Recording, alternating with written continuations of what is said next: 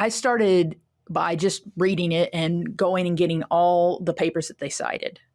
Okay. And the really interesting thing about that was that there were a total of three papers that had anything to do with beef cows.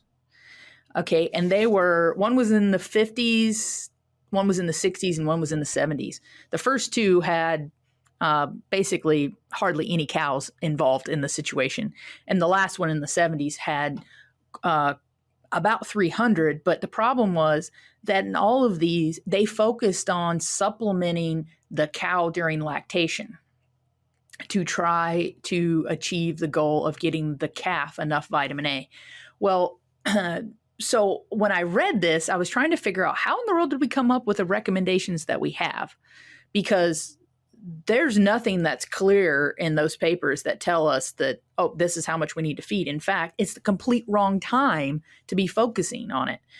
So then that's what started my journey out into other nations to see what maybe they knew that maybe just haven't been articulated in the U.S. And the bottom line is that most of the other nations are using recommendations that are based off of small ruminants.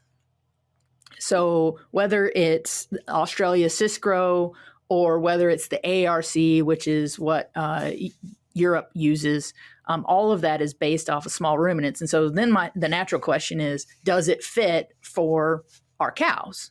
And the other funny and interesting thing is that the few studies that we do have in beef cows, they were very different beef cows.